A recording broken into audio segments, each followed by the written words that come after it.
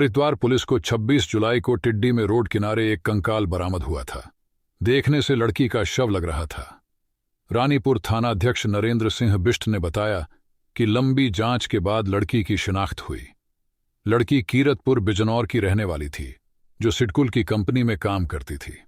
क्या था पूरा मामला? क्यों, कैसे और किसने की लड़की की हत्या? कोतवाल नरेंद्र बिष्ट ने सबसे पहले कंकाल का निरीक्षण किया।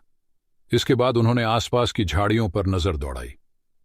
पास में एक फटा सलवार सूट पड़ा था, जिसे देखकर लग रहा था कि यह कंकाल किसी युवती का रहा होगा। इसके बाद उन्होंने आसपास पड़ी किसी अन्य वस्तु को भी खोजना शुरू किया, जिससे उन्हें इस कंकाल के बारे में और जानकारी प्राप्त हो सके। 3 दिन बीत गए थे, मगर युवती के कंकाल की शिनाख्त नहीं हो सकी थी। इसके बाद इस एसपी अजय सिंह ने इस कंकाल की शिनाख्त के लिए एसओजी प्रभारी विजय सिंह तथा थाना सिडकुल के एसएचओ नरेश राठौर को लगा दिया था। साथ ही पुलिस टीम कंकाल मिलने वाली जगह के आसपास चलने वाले मोबाइल फोनों की डिटेल भी जुटा रही थी। हरिद्वार के रानीपुर क्षेत्र में स्थित शिवालिक पर्वत की निचली सतह की ओर घनी झाड़ियां फैली हुई थी। कई दिनों से क्षेत्र में हो रही मूसलाधार बारिश के कारण ये झाड़ियां काफी घनी हो गई थीं। इन्हीं झाड़ियों के पास से होकर गांवों से एक रास्ता जिला मुख्यालय की ओर जाता है। सैकड़ों लोग अक्सर सुबह शाम इसी रास्ते से होकर अपने घर आते जाते थे। कई दिनों से कुछ लोग यह महसूस कर रहे थे कि झाड़ियों के एक कोने से काफी बदबू आ रही है। पहले तो लोगों को यह लग रहा था कि यह बदबू किसी कुत्ते या बिल्ली की लाश से आ रही होगी, मगर जब यह बदबू ज्यादा हो गई थी और इसे सहन करना भी असहनीय हो गया था, तो कुछ लोगों ने नाक पर रुमाल रख इसे देखने का फैसला किया था। उधर से गुजरने वाले कई लोग उत्सुकता से जब झाड़ियों से लगभग 100 मीटर अंदर की ओर पहुंचे, तो वहां का दृश्य देखकर उन सब की चीख निकल गई थी। वहां पर एक मानव कंकाल पड़ा हुआ था। कंकाल के पास ही किसी युवती के कपड़े भी पड़े थे, जो बारिश के कारण भीगे हुए थे। तब सभी लोग सहन कर वापस सड़क पर आ गए थे और उन्होंने झाड़ियों में कंकाल पड़ा होने की जानकारी पुलिस को देने का विचार बनाया था। यह स्थान उत्तराखंड के हरिद्वार जिले के रोशनाबाद मुख्यालय के निकट कोतवाली रानीपुर के क्षेत्र टिबड़ी में पड़ता है। घटनास्थल कोतवाली रानीपुर से मात्र 3 किलोमीटर तथा एसएसपी कार्यालय से केवल 5 किलोमीटर दूर है।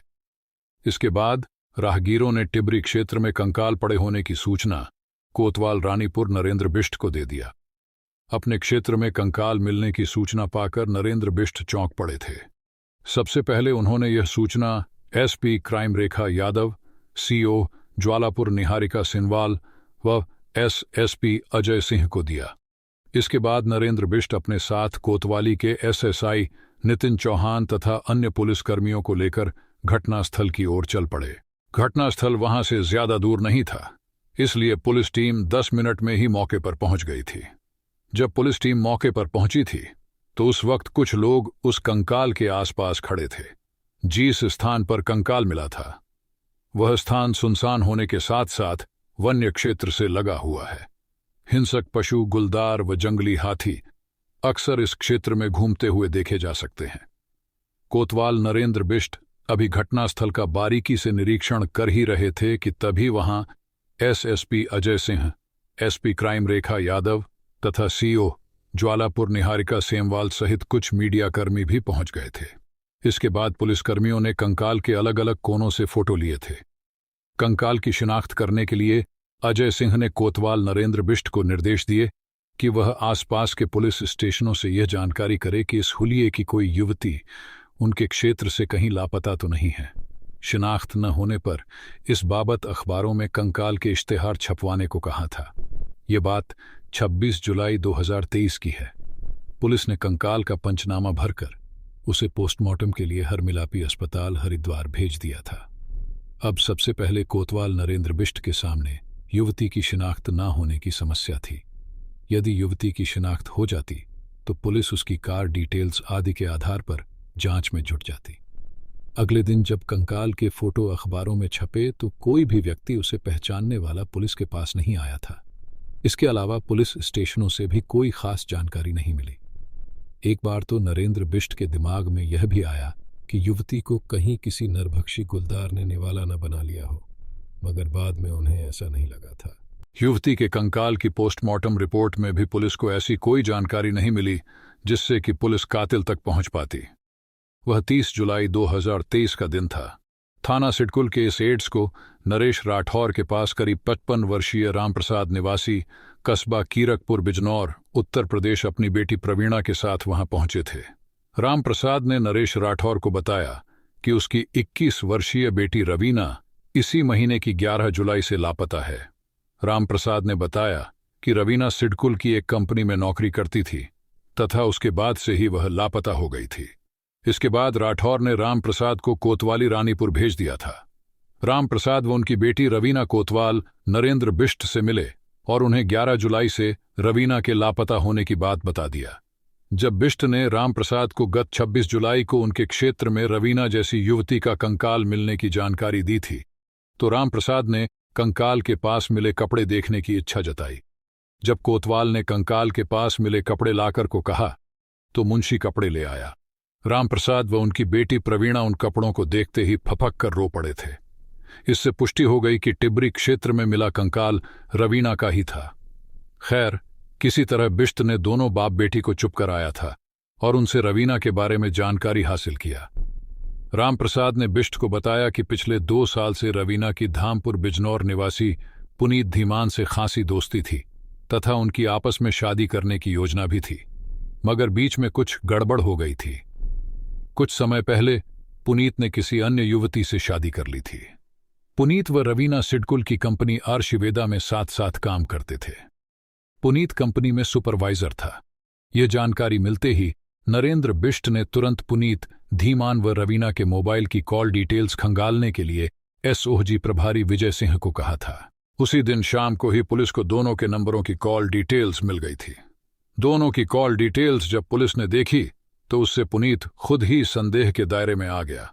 इसके बाद पुलिस ने पुनीत से पूछताछ करने की योजना बनाई। उसी दिन रात को ही पुलिस टीम ने पुनीत को पूछताछ के लिए सिडकुल से हिरासत में ले लिया था। इसके बाद पुलिस उसे पूछताछ करने के लिए कोतवाली रानीपुर ले आई। पुनीत से पूछताछ करने के लिए एसपी क्राइम रेखा यादव व एसएसपी अजय सिंह भी वहां पहुंच गए। पहले तो पुलिस ने पुनीत से रवीना के उसके साथ प्रेम संबंधों व उसकी हत्या की बाबत पूछताछ की थी, मगर पुनीत पुलिस को गच्चा देते हुए बोला कि मेरा तो रवीना से या उसकी हत्या से कोई लेना देना नहीं है। पुनीत के मुंह से यह बात सुनकर वहां खड़े कोतवाल नरेंद्र बिष्ट को गुस्सा आ गया और उन्होंने पुनीत को डांटते हुए कहा, पुनीत, या तो तुम सीधी तरह से रवीना की मौत का सच बता दो, अन्यथा याद रखो, पुलिस के सामने मुर्दे भी सच बोलने लगते हैं। बिष्ट के इस वाकये का पुनीत पर जादू की तरह असर हुआ था। पुनीत ने रवीना की हत्या की बात कबूल करते हुए पुलिस को जो जानकारी दी वह इस प्रकार है। बात 4 साल पुरानी है। पुनीत और रवीना सिडकुल की कंपनी आर्शिवेदा में साथ साथ काम करते थे। दोनों में पहले दोस्ती हुई थी जो बाद में प्यार में बदल गई थी। फिर दोनों ने भविष्य में शादी करने की भी योजना बना ली थी। यहां अंतरजातीय प्यार गहरा हो गया। इस बाबत जब पुनीत ने अपने घर वालों से बात की तो दोनों की जातियां अलग अलग होने के कारण घर वालों ने शादी करने से साफ मना कर दिया था। इसके बाद पुनीत के घर वाले किसी और सजाती लड़की से उसकी शादी कराने के प्रयास में जुट गए। उन्होंने फरवरी 2023 में उसकी शादी कर दी थी। दूसरी ओर रवीना के पिता राम प्रसाद ने भी उसकी सगाई कहीं और कर दी थी। इसके बाद पुनीत ने रवीना पर अपनी सगाई तोड़ने के लिए दबाव बनाना शुरू कर दिया। रवीना ने ऐसा करने से साफ मना कर दिया। रवीना के मना करने से पुनीत तिलमिला गया। इसके बाद रवीना ने उसका फोन अटेंड करना भी बंद कर दिया था और अपना फोन नंबर भी बदल लिया। यह बात पुनीत को बहुत बुरी लगी। वह गुस्से में पागल हो गया था। तभी उसने रवीना की हत्या की योजना बनाई। योजना के अनुसार पुनीत 11 जुलाई 2023 को रवीना से मिला था और उसे घुमाने के लिए टिब्री रोड पर ले गया था। वहां सुनसान होने के कारण उसने रवीना की गला घोंटकर हत्या कर दी और धामपुर आकर रहने लगा था। इसके बाद कोतवाल नरेंद्र बिष्ट ने पुनीत के ये बयान दर्ज कर लिए थे। फिर बिष्ट ने रवीना की गुमशुदगी को हत्या की धाराओं 302 और 202 में तरमीन कर दिया था। अगले दिन रोशनाबाद स्थित पुलिस कार्यालय में एसएसपी अजय सिंह ने प्रेस वार्ता का आयोजन करके इस ब्लाइंड मर्डर केस का पर्दाफाश कर दिया। अजय सिंह ने इस केस को सुलझाने वाली पुलिस टीम में शामिल कोतवाल नरेंद्र बिष्ट, एसओजी प्रभारी विजय सिंह, हेचोह सिडकुल नरेश राठौर की पीठ थपथपाई। इसके बाद पुलिस ने हत्या के आरोपी पुनीत धीमान को कोर्ट में पेश करके जेल भेज दिया। इस हत्याकांड की विवेचना कोतवाल नरेंद्र बिष्ट द्वारा की जा रही थी। वह शीघ्र ही इस केस की विवेचना पूरी करके पुनीत के खिलाफ चार्जशीट अदालत में भेजने की तैयारी कर रहे थे। आज की कहानी बस यहीं तक।